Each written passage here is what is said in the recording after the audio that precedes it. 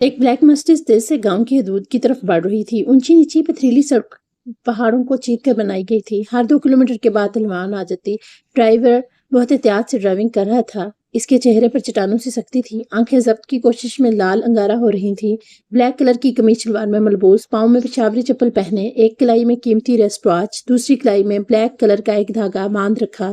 धूप की तमाज़त की वजह से इसकी रंगत दमक रही थी। गाड़ी में एसी के बावजूद इसकी पेशानी पसीने से अरकलूद थी। वो गांव की हदूद में दाखिल हुआ तो गांव में बने छोटे बड़े घरों के दरमियान में मौजूद सुरख ईंटों वाली दियोकामत हवेली मौजूद थी। दूर से ही इसे बहुत से लोग हवेली के बाहर जमा दिखाई दिए। जिस वक्त इसकी गाड़ी वहां पहुंची, लोगों ने एक साइड पर होकर गाड़ी को रास्ता दिया और गाड़ी हवेली के अंदर दाखिल हो गई।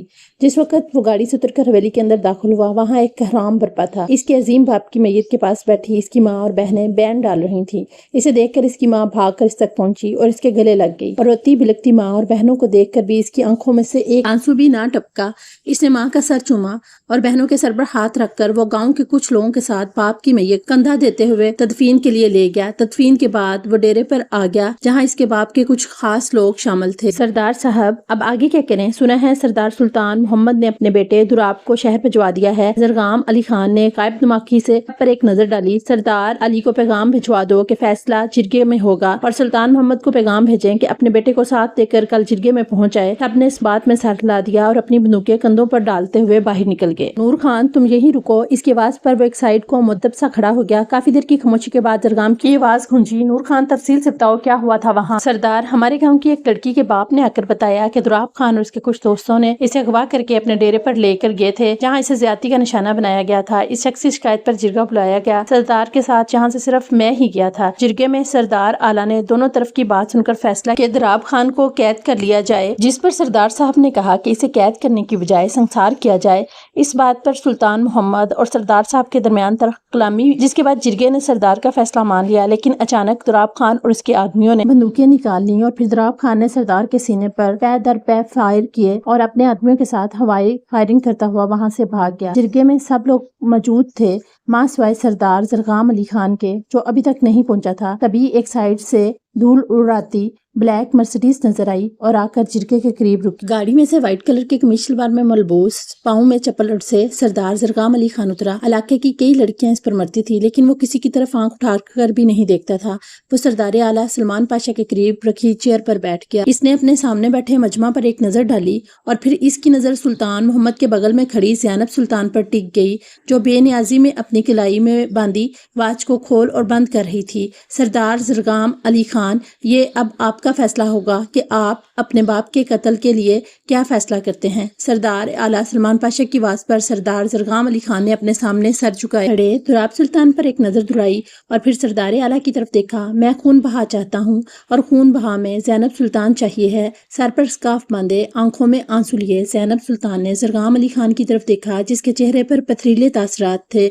इसने नफी में सर हिलाया, लेकिन इससे पहले सुल्तान मोहम्मद खड़े हो गए। मुझे मंजूर है। और ज़ैनब सुल्तान गंग सी इन दो मर्दों को देख रही थी, एक जो रिश्ते में इसका बाप लगता था और दूसरा जरगाम अली खान, जो आज नफरत के रिश्ते को मजीद मजबूत कर रहा था।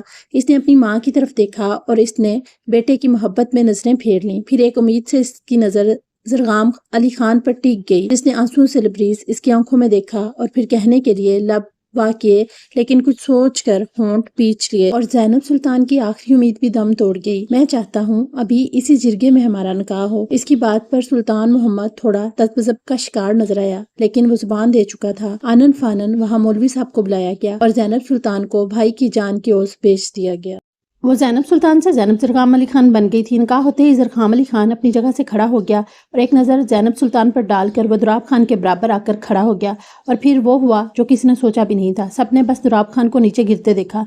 सबकी नज़रें जरगाम अली खान के हाथ में मौजूद पिस्टल पर थी, जिसमें से 6 फायर हुए थे और इसने 6 की 6 गोलियां दुराब खान के सीने में उतार दी थी। सब हैरानी से खड़े हो गए।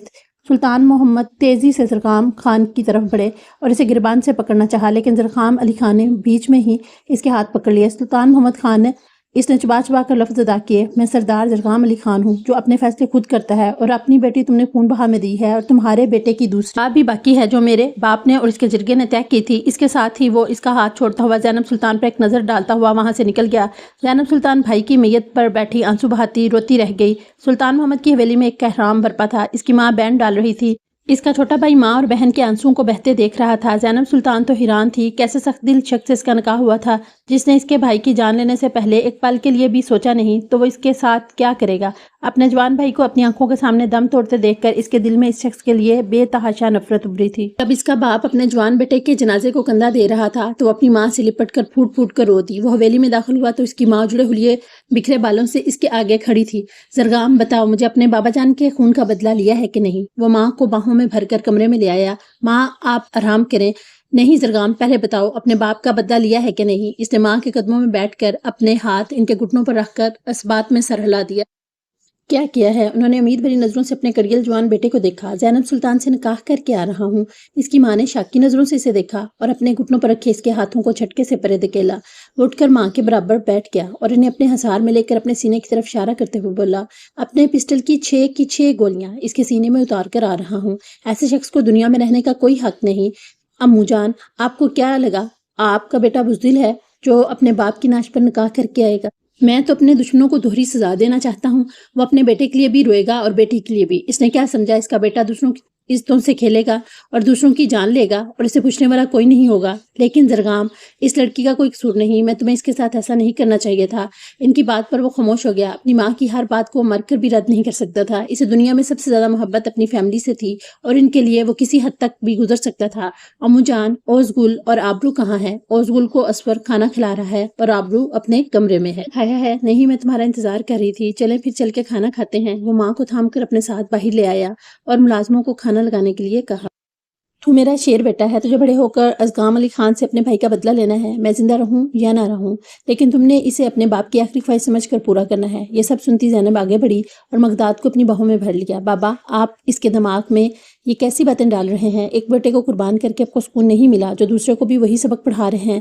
خدا کا واسطہ ہے آپ کو بھول جائیں اس سب کو اور سکون سے جئیں، خود بھی اور دوسروں کو بھی سکون سے جینے دیں۔ بات کے اختتام پر اس نے باپ کے آگے ہاتھ چھوڑ دیے۔ ہاں ٹھیک کہہ رہی ہے تو، سب سے پہلے تو میں تیرا بندوبست کرتا ہوں۔ بہت چلنے لگی ہے تیری زبان، تو اپنا سامان پیک کر لے۔ کل صبح سورج طلوع ہونے سے پہلے تو یہاں سے اسلام آباد اپنی پھپھو دردانہ کے پاس پہنچ جائے گی اور وہیں وہ تیرا نکاح اپنے بیٹے سفیر سے کروا دے گی اور تیرا بوجھ تو میرے سینے سے اتارے گی۔ بیٹیاں باپ کے کام آتی ہیں اور تو نکارا کمبخت کہیں کی میرے بیٹے کو کھا گی۔ میں نے کیا کیا ہے بابا؟ یہ آپ کیا کہہ رہے ہیں؟ میرا نکاح ہو چکا ہے، آپ نکاح پر نکاح کروائیں گے؟ یہ تو بہت بڑا گناہ ہے۔ شٹاخ کی آواز کے ساتھ ایک زوردار تھپڑ اس کے منہ پر پڑا تھا۔ اس کا ہونٹ کا کنارہ پھٹ گیا تھا جس میں سے خون کی ننھی ننھی بوندیں نکل کر اس کی تھوڑی تک پہنچ گئی تھیں۔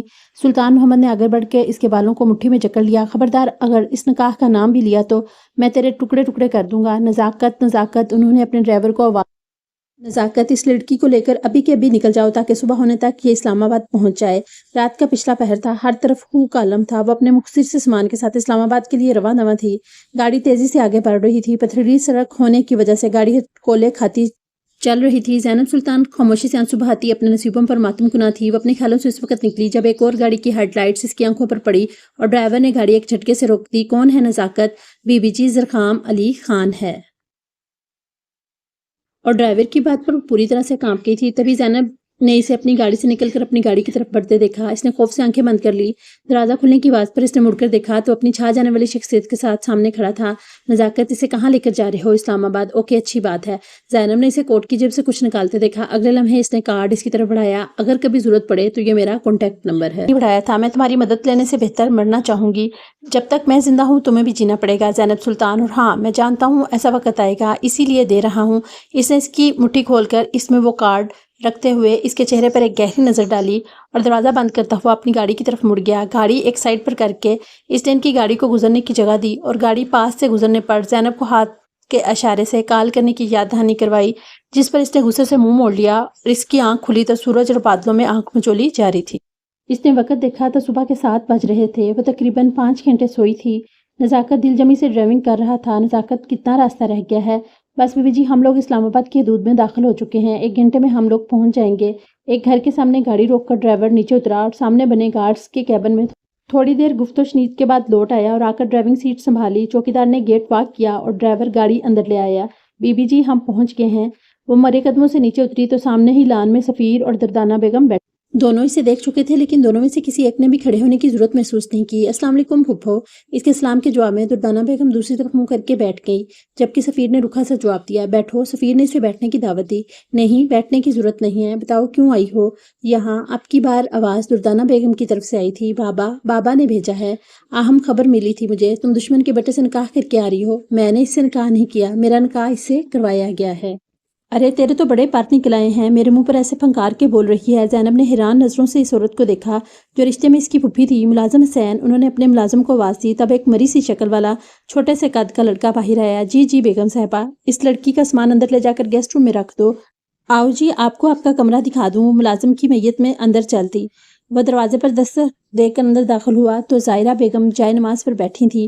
وہ خاموشی سے بیڈ پر بیٹھ گیا اور ان کی نماز مکمل ہونے کا انتظار کرنے لگا۔ نماز سے فارغ ہو کر وہ جائے نماز فولڈ کرتی اس کے قریب آئیں اور اس کے چہرے اور سینے پر کچھ پڑھ کر پھونکا۔ زرخام علی خان نے آنکھیں بند کر لیں۔ جب وہ اس کے برابر بیٹھی تو اس نے آنکھیں کھول دیں۔ امو جان، میں آج واپس اسلام آباد جا رہا ہوں۔ زرخام، انہوں نے بے یقینی سے بیٹے کو دیکھا۔ تم اپنی ماں اور بہنوں کو اکیلے چھوڑ کر جا رہے ہو؟ میں آپ کے پاس اسی لیے آیا ہوں، میں چاہتا ہوں آپ لوگ میرے ساتھ چلیں۔ زرخام، ان کی آواز میں ایک دھاڑ تھی۔ تم نے اگر جانا ہے تو جاؤ، لیکن میں اپنے گھر اور یہاں کے لوگوں کو چھوڑ کر کہیں نہیں جا رہی۔ مجھے تم سے ایسی بات کی توقع نہیں تھی۔ زرخام علی خان، جانتے ہو کتنے لوگوں کی نظر تم پر ٹکی ہے اور وہ تمہیں اپنا سردار مان چکے ہیں۔ تم ان کا یقین ہو، ان کی امید ہو، لیکن امو جان، مجھے ان سب میں کوئی انٹرسٹ نہیں ہے۔ یہ دشمنیاں خون خرابہ نسل در نسل چل رہی ہیں۔ ظاہرہ خاتون نے ایک چبھتی نظر زرخام کے چہرے پر ڈالی۔ اور پھر زینب سلطان سے نکاح کیوں کیا؟ ظاہرہ خاتون نے اس کے چہرے پر اپنی نظریں گاڑے وہ سوال کیا جس سے وہ پچھلے 10 دن سے بھاگ رہا ہے۔ اس نے خاموش نظر ان پر ڈالی اور اپنی جگہ سے اٹھ کے دروازے کی طرف بڑھ گیا۔ زرخام، جواب دے کر جاؤ، تمہاری ماں نے تم سے کچھ پوچھا ہے؟ اس نے ایک درد بھری نظر سے اپنی ماں کو دیکھا۔ اتنی ظالم کیوں بن رہی ہیں؟ آج جو بات میں سوچنا بھی نہیں چاہتا آپ وہ میرے منہ سے کہلوانا چاہتی ہیں۔ زرخام، کیوں اپنی بےزتی کا بدلہ لینا چاہتے ہو تم؟ زرخام علی خان، وہ تم سے بہت چھوٹی ہے اور وہ کچھ بھی نہیں جانتی، تو اسے جاننا ہوگا کہ اس کی زندگی کو میں جہنم بناؤں گا جیسے میری زندگی جہنم بنی ہے۔ زرخام، کمزوروں سے بدلہ نہیں لیتے۔ وہ کمزور تو نہیں ہے امو جان، فائقہ سلطان کی بہن ہے، اس کے جیسی ہی ہوگی۔ زرخام، تمہاری بھی بہنیں ہیں؟ ہاں، لیکن میری بہنیں فائقہ سلطان جیسی نہیں ہیں۔ وہ اس وقت لاؤنج میں بیٹھی تھی۔ گھر میں دردانہ بیگم اور سفیر دونوں ہی نہیں تھے، اس لیے وہ پوری آزادی سے ہاتھ میں ڈرائی فروٹ کی ٹرے لیے چینل سرچ کر رہی تھی جب ایک شخصیت کو دیکھ کر اس کا ہاتھ رک گیا۔ جہاں نیوز کاسٹر کہہ رہی تھی، آئیے ہم آپ کو اسلام آباد لیے چلتے ہیں، جہاں اس وقت پاکستان سے یونیسیف کے بورڈ آف ڈائریکٹرز کے ساتھ Asian head ZAK press conference کر رہے ہیں۔ بلیک کلر کے 3 پیس سوٹ پہ ملبوس، ہاتھوں میں فائلز پکڑے، وہ بہت کانفیڈنس سے آ کر سب کو سلام کرتا ہوا کرسی سنبھال رہا تھا۔ سر، ہم نے سنا ہے کہ آپ اپنے عہدے سے مستعفی ہو رہے ہیں۔ زرخام علی خان نے مسکرا کر اس سمت دیکھا جس طرف سے سوال آیا تھا۔ جی، آپ نے صحیح سنا ہے، میں اپنے عہدے سے مستعفی ہو رہا ہوں۔ سر، اس کی کوئی خاص وجہ ہے؟ جی، کچھ نجی مسائل کی وجہ سے میں یہ جاب جاری نہیں رکھ سکتا۔ اور وہ بھی بہت کچھ کہہ رہا تھا اور زینب سلطان آنکھیں پھاڑے منہ کھولے یہ سب دیکھ رہی تھی، متاثر کن اور حیران نظروں سے دیکھ رہی تھی، جو اپنے علاقائی حلیے میں تو خوبصورت لگتا تھا لیکن آج اس ویسٹرن ڈریس میں بھی بہت خوبصورت لگ رہا تھا۔ تبھی اس کے موبائل پر رنگ ہوئی۔ اس نے نمبر دیکھے بغیر کال ریسیو کی۔ زینی، یہ میں کیا سن رہی ہوں؟ تم نے زرخام علی خان سے نکاح کر لیا ہے، جانتی ہو وہ بہت بڑا کمینہ ہے۔ تم نہیں جانتی زینی اس نے میرے ساتھ کیا کیا؟ زینب نے موبائل کان سے ہٹا کر اسے گھورا جیسے موبائل کی جگہ فائقہ سلطان اس کے سامنے ہو۔ آپ ہی کیا اس لیے آپ نے مجھے اتنے عرصے کے بعد کال کی ہے؟ میری جان، مجھے بابا نے بتایا کہ تم نے اس سے نکاح کیا ہے، تو مجھ سے صبر ہی نہیں ہوا۔ اچھا، بابا نے آپ کو یہ نہیں بتایا کہ انہوں نے یہ نکاح خود کروایا ہے اپنے بیٹے کی جان بچانے کے لیے؟ زینی، بابا نے چلو جو بھی کیا، لیکن دیکھو تم اسے کال کرو اور اسے کہو کہ وہ تمہیں طلاق دے دے۔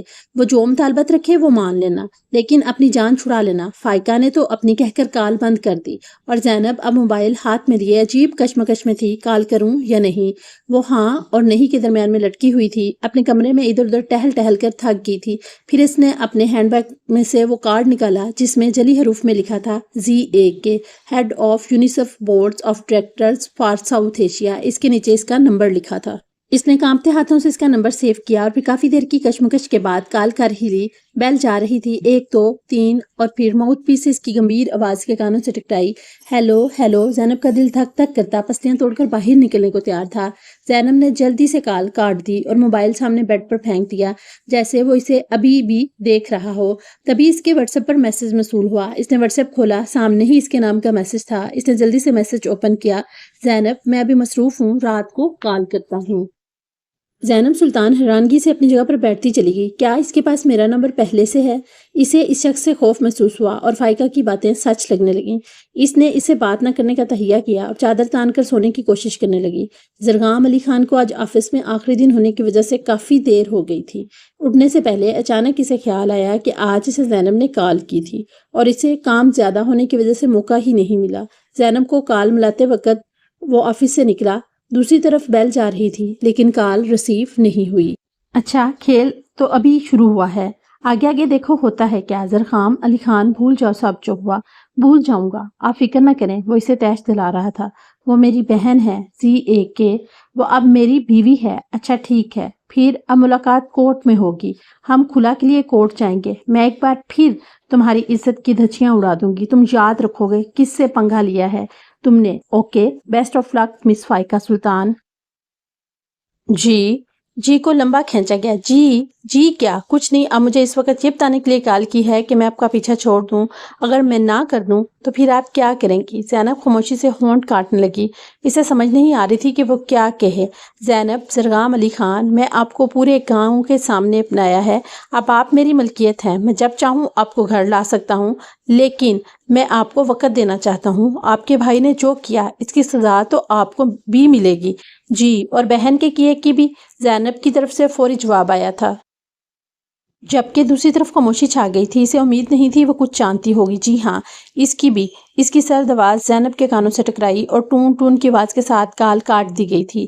زینب نے غصے سے موبائل دور پھینکا، لیکن احتیاط کے ساتھ کہ موبائل کو کوئی بھی نقصان نہ پہنچے، کیونکہ وہ جانتی تھی کہ اگر یہ موبائل خراب ہو گیا تو اسے نیا موبائل کسی نے نہیں لا کر دینا تھا۔ یہ ایک پرائیویٹ ہاسپٹل کی سرجیکل وارڈ تھی جہاں اس وقت اس کے سامنے ایک زندہ لاش موجود تھی۔ وہ دھیرے سے چلتا ہوا اس کے بیڈ کے قریب رکھے بینچ پر بیٹھ گیا اور اس کے ہاتھ کو اپنے ہاتھوں میں لیا۔ جانتی ہیں میرا نکاح ہو چکا ہے، میں نے شادی کر لی ہے، لیکن آپ تو تھی ہی نہیں میری شادی پر۔ آپ کتنا سوتی ہیں، آپ کی یہ نیند پورا ہونے کا نام ہی نہیں لے رہی۔ سالوں ہو گئے ہیں مجھے آپ کے جاگنے کا انتظار کرتے ہوئے۔ آپ کو مجھ سے بالکل بھی محبت نہیں، ورنہ آپ میرے جگانے پر ایک بار تو اٹھ جاتی۔ سامنے لیٹے وجود کی آنکھ سے آنسو نکل کر ان کے کان کی طرف بھاگنے لگا جسے اس نے اپنے پوروں پر چن لیا۔ میں جانتا ہوں آپ سن رہی ہیں، آپ اپنے آنسوؤں سے مجھے بلیک میل کر دیتی ہیں، لیکن اٹھتی نہیں ہیں۔ اس نے اس کی پیشانی کا بوسہ لیا اور بیرونی دروازے کی طرف مڑ گیا۔